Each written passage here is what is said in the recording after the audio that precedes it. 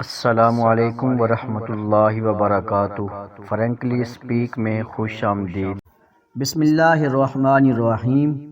سامعین، صحت اور بیماری اللہ تعالیٰ کی طرف سے ہوتی ہے۔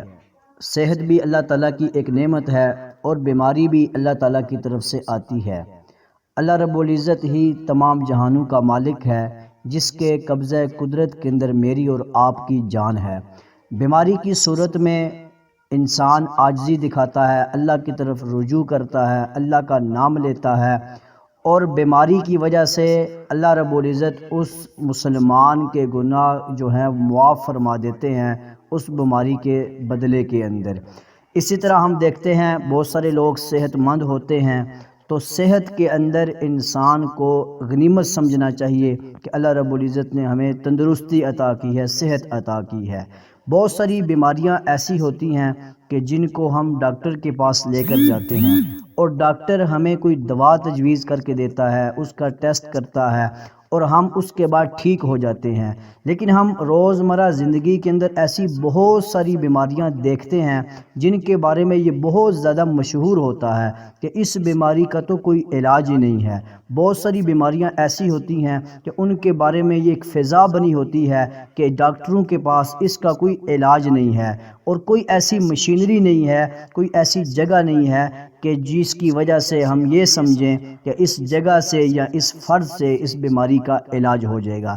ایک تو مسلمان کو یہ سمجھنا چاہیے کہ بیماری اللہ کی طرف سے ہوتی ہے اور شفا بھی اللہ رب العزت دیتے ہیں۔ اس کے ساتھ یہ چیز جو میں نے آپ کے سامنے ذکر کی کہ وہ تمام بیماریاں جن کے بارے میں یہ بات مشہور ہوتی ہے کہ یہ لا علاج بیماریاں ہیں، ان کے لیے کوئی علاج نہیں ہے، کوئی جگہ نہیں ہے، کوئی ہسپتال نہیں ہے، کوئی ڈاکٹر نہیں ہے، تو ایسے تمام امراض کے لیے میں آج کی اس ویڈیو کے اندر آپ کو ایک ایسا وظیفہ بتاتا چلتا ہوں۔ آپ اگر اس وظیفے کا اہتمام کریں گے، اس قرآن پاک کی آیت کا اہتمام کریں گے، اس کو بطور وظیفہ پڑھا کریں گے، اس کا ذکر کیا کریں گے، اس کا اہتمام کیا کریں گے، تو آپ کی وہ تمام بیماریاں جس کو آپ لا علاج کہتے ہیں، جس سے آپ مایوس ہو جاتے ہیں کہ اب ڈاکٹر کے پاس کوئی علاج نہیں، جس کی وجہ سے آپ پریشان ہوتے ہیں کہ اسپتالوں میں کوئی مشینری نہیں، جس کی وجہ سے آپ بڑے بے چین ہو جاتے ہیں کہ یہ ایک ایسی لا علاج مرض ہے کہ جس کی وجہ سے اب میں ٹھیک نہیں ہو سکتا،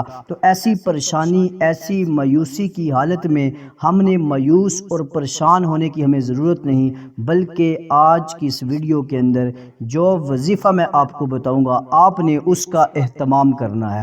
دوسرا، ہم دیکھتے ہیں معاشرے کے اندر بہت سارے لوگ ایسے ہوتے ہیں جو ظلم کرتے ہیں، اور مظلوم جو ہوتا ہے بہت پریشان ہوتا ہے، وہ جگہ جگہ جاتا ہے، ہر کسی کو کہتا ہے، جرگے ہوتے ہیں، عدالتوں میں جاتا ہے، لیکن اس کو کوئی انصاف نہیں ملتا، وہ ظالم کے ظلم کے آگے جو ہے پستا چلا جاتا ہے۔ تو ایسے ظالم سے نجات حاصل کرنے کے لیے، اس سے چھٹکارا حاصل کرنے کے لیے بھی یہ جو وظیفہ آج کی اس ویڈیو میں آپ کو بتاؤں گا آپ نے اس کا اہتمام کرنا ہے۔ تو اس کے دو فائدے ہوں گے۔ ایک فائدہ اس کا یہ ہوگا کہ لا علاج بیماری جو ہوگی وہ ختم ہو جائے گی، اور دوسرا فائدہ یہ ہوگا کہ جو کوئی شخص کسی ظالم کے ظلم کا شکار ہوگا تو اللہ تعالیٰ اس کو اس ظالم سے نجات عطا فرمائیں گے۔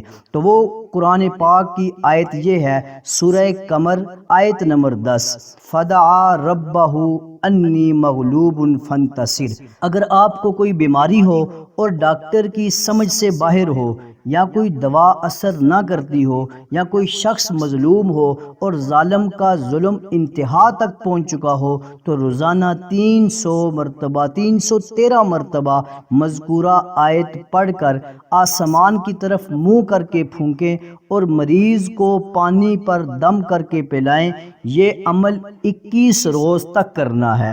دو باتیں اس میں ذکر کی گئی ہیں، ایک تو اس کی تعداد 313 مرتبہ ہم نے مذکورہ آیت کو پڑھنا ہے، اور دوسری بات یہ ہے اگر کوئی مریض ہو تو پانی پر دم کر کے پلائیں، اور یہ عمل جو ہوگا یہ 21 روز تک چلتا رہے گا۔ فدعا ربہ انی مغلوب فانتصر، جو بھی اس کا اہتمام کرے گا اللہ تعالیٰ اس کو ظالم کے ظلم سے نجات عطا فرمائیں گے۔ والسلام۔ آج کی ویڈیو اگر آپ کو اچھی لگی ہو تو ویڈیو کو لائک اور شیئر ضرور کریں، اور اگر آپ نے ہمارے چینل کو سبسکرائب نہیں کیا تو ہمارے چینل کو سبسکرائب بھی ضرور کریں۔ اللہ نگہبان۔